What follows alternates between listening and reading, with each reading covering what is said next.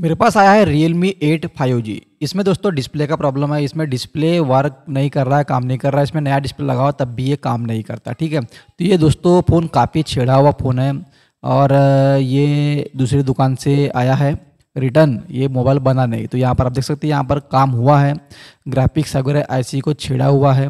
तो इसके ऊपर हम देखेंगे भी इसमें क्या क्या प्रॉब्लम है। आप देख सकते हैं यहाँ पर दोस्तों ये जो -5 वोल्ट और +5 वोल्ट बनाती है वो आईसी को छेड़ा हुआ है और ये बिना रिवॉल्व किए हुए ऐसी ही लगाकर कस्टमर को वापस कर दिया है। ठीक है, तो उसके बाद ये मेरे पास आया हुआ है, तो मैंने इसको छानबीन किया तो मुझे दिखा, यहाँ पर छेड़ा हुआ दिखा।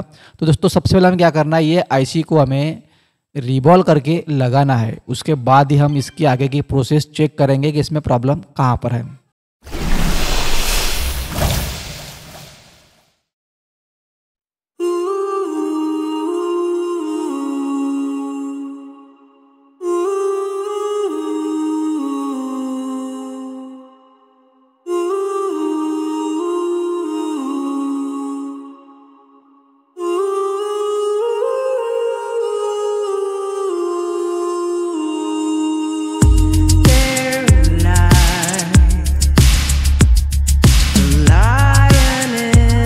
दोस्तों मैंने आईसी को रिवॉल्व कर लगा दिया है, गंदगी पूरी साफ़ कर दिया। उसके बाद यहाँ पर मुझे कनेक्टर के ऊपर मैंने सभी पिन के ऊपर चेक किया, रजिस्ट्रेशन चेक किया। यहाँ पर कोई भी पिन मिसिंग नहीं दिखा रहा है। ग्राफिक्स वाली लाइन को सिर्फ मैंने यहाँ पर चेक किया और ये कनेक्टर भी छेड़ा हुआ है। लास्ट में हमें पता चलेगा कि इसमें टच भी काम नहीं कर रहा है, तो टच भी इसका रिपेयर करना पड़ा।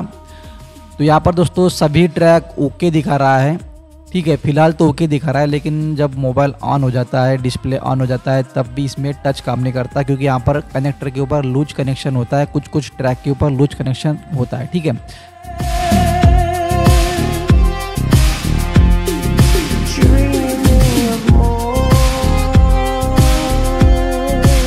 यहाँ दोस्तों ग्राफिक्स की सभी लाइन ओके है और ये जो आप ट्रैक देख रहे हैं ये एलईडी ये लाइन है प्लस लाइन। इसके बाद ये 2 लाइन जो मैं चेक कर रहा हूँ इसके ऊपर जो ग्राउंड शो कर रहा है ये एलईडी का माइनस लाइन है। ठीक है, यहाँ पर मैं थिनर को हल्का सुखा देता हूँ।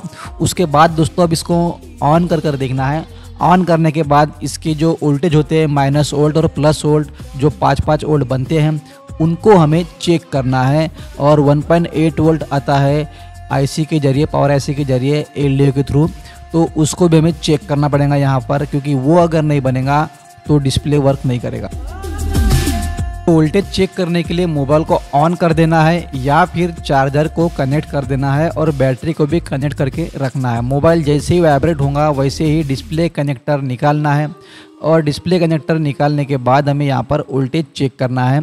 सभी वोल्टेज यहाँ पर बनना चाहिए। अगर वोल्टेज नहीं बनते तो आप देख सकते हैं ये -वोल्ट, ये प्लस वोल्ट, ये सब बन रहे हैं दोस्तों। यहाँ पर वोल्टेज नहीं बन रहे। हमने जो आईसी को रिवॉल्व कर लगाया वो वर्किंग कंडीशन में, ये 1.8 वोल्ट भी बन रहा है यहाँ पर।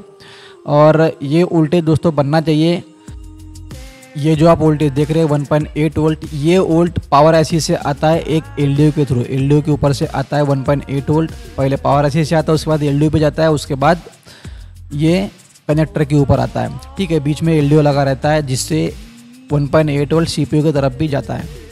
अब दोस्तों मैंने यहाँ पर मोबाइल को फिर से स्विच ऑफ किया, बैटरी डिस्कनेक्ट किया और फिर से मैं यहाँ पर अब डिस्प्ले लाइट के वोल्टेज चेक करूँगा। यहाँ पर ये डिस्प्ले लाइट के वोल्टेज है, आप देख सकते हैं यहाँ पर डिस्प्ले लाइट के वोल्टेज बन रहे हैं, यानी डिस्प्ले लाइट का भी इसमें कोई प्रॉब्लम नहीं है, तो डिस्प्ले इसमें ऑन होना चाहिए। अब मैं मोबाइल को कंप्लीट ऑन कर देखूँगा क्या इसमें डिस्प्ले आ रहा है या नहीं आ रहा है।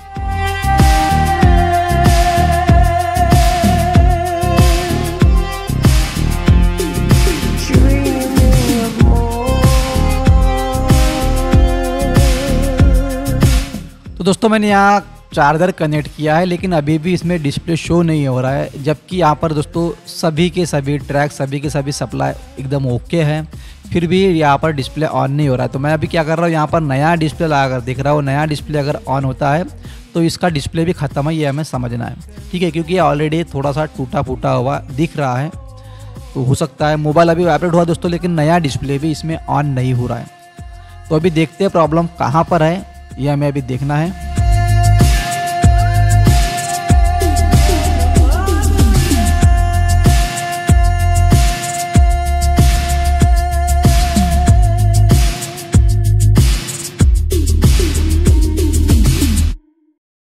अब दोस्तों मैं यहाँ पर कैमरा ऑन करना भूल गया। यहाँ जो पावर आईसी से 1.8 वोल्ट आता है डिस्प्ले कनेक्टर के ऊपर, उसके बीच में एक एलडीओ लगा रहता है। ये एलडीओ है, यहाँ पर एक एलडीओ लगा था, वो दोस्तों टूटा हुआ था, एक साइड से एक कोना टूटा हुआ था। अब यहाँ पर डिस्प्ले कनेक्टर के ऊपर 1.8 वोल्ट आ तो रहा था, मगर यही से एक लाइन जाती है सीपीयू की तरफ, जो सीपीयू को 1.8 वोल्ट नहीं जा रहा था, जिसके वजह से डिस्प्ले काम नहीं कर रहा था। तो कई बार सब कुछ सही रहने के बाद भी डिस्प्ले काम नहीं करता। हमें लगता है कि सारे वोल्टेज तो बन रहे हैं, फिर भी डिस्प्ले काम क्यों नहीं कर रहा है। तो कारण काफ़ी सारे ऐसे होते हैं जो हमें नज़र में नहीं आते। दोस्तों यहाँ पर ये एलडीओ टूटा हुआ था, जिससे वही पावर आईसी से 1.8 वोल्ट आने वाला सप्लाई सीपीयू की तरफ नहीं जा रहा था, जिसके कारण डिस्प्ले काम नहीं कर रहा था। तो यहाँ पर मैंने दूसरे बोर्ड में से, स्क्रैप के बोर्ड में से एक दूसरा एलडीओ निकाला और यहाँ पर दोस्तों ये मैं फिक्स कर दूंगा, उसके बाद डिस्प्ले ऑन हो जाएगा। अगर आपके पास भी ऐसे कोई फ़ोन आते हैं जिनमें सब कुछ सही रहता है, लेकिन अगर 1.8 वोल्ट लाइन में या किसी भी सेक्शन में अगर एलडीओ वगैरह लगे रहते हैं, या सब कुछ तो आपको सही दिखेगा, लेकिन कई बार इनको आपको चेक करना है क्योंकि इनमें प्रॉब्लम रहती है जिनकी वजह से डिस्प्ले नहीं आते हैं। तो आपको ध्यान रखना है इस बात का। अगर आपके पास इस तरह कोई फ़ोन आते हैं जिनमें एलडीओ बीच में लगे रहते हैं, तो इनकी तरफ ध्यान जरूर दें। दूसरा कारण होता है, हो सकता है ग्राफिक्स आ रही है लेकिन लाइट नहीं जल रही है, और कनेक्टर के ऊपर वोल्टेज चेक करते तो वोल्टेज भी सही दिखा रहा है, फिर भी डिस्प्ले नहीं आ रहा है। तो ऐसी कंडीशन में डिस्प्ले लाइट सेक्शन में कॉइल होती है, उस कॉइल को बदल देना है तो डिस्प्ले आ जाएगा। आप इस डायग्राम में देख सकते हैं, एक सप्लाई पावर आईसी से आया है और बाकी दो सप्लाई निकले। वो एक सप्लाई जा रहा है सीपीयू के ऊपर और एक सप्लाई जा रहा है डिस्प्ले कनेक्टर के ऊपर। अभी मैं मोबाइल को ऑन करके देखता हूँ।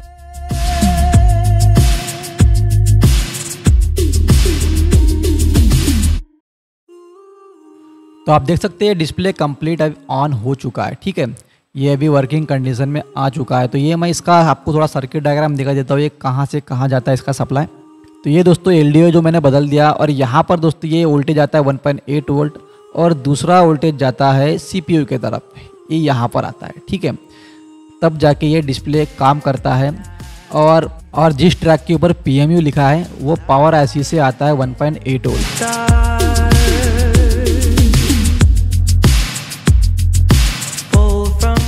तो इसके डिस्प्ले कनेक्टर में थोड़ा लूज कनेक्शन है, यहाँ पर दोस्तों टच काम नहीं कर रहा है। तो मैंने इसका डिस्प्ले कनेक्टर थोड़ा सा रिसोल्डर कर दिया। सिर्फ यहाँ पर एक पिन काम नहीं कर रही थी, एक पिन के ऊपर सप्लाई नहीं आ रहा था, क्योंकि वह डिस्प्ले कनेक्टर की पिन मदरबोर्ड के पिन से सोल्डर नहीं थी प्रॉपर, इसलिए टच इसमें काम नहीं कर रहा था। तो मैंने उसको रिसोल्डर कर दिया और टच का भी प्रॉब्लम सॉल्व हो गया।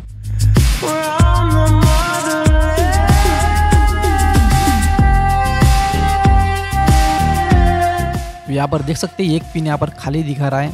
अगर हम मदरबोर्ड के ऊपर जो पिन है उसके ऊपर अगर हम चेक करते हैं ट्रैक के ऊपर, तो वहाँ पर सप्लाई दिखा रहा है, रेजिस्टेंस आ रहा है, लेकिन वही डिस्प्ले कनेक्टर के पिन के ऊपर रेजिस्टेंस नहीं आ रहा है। तो यहाँ पर ये पिन प्रॉपर सोल्डर नहीं है, जिसकी वजह से टच काम नहीं कर रहा है। तो मैंने डिस्प्ले कनेक्टर को रिसोल्डर कर दिया है। अब मैं मोबाइल को ऑन कर देखूंगा इसमें टच काम कर रहा है कि नहीं कर रहा है, ये हमें चेक करना है।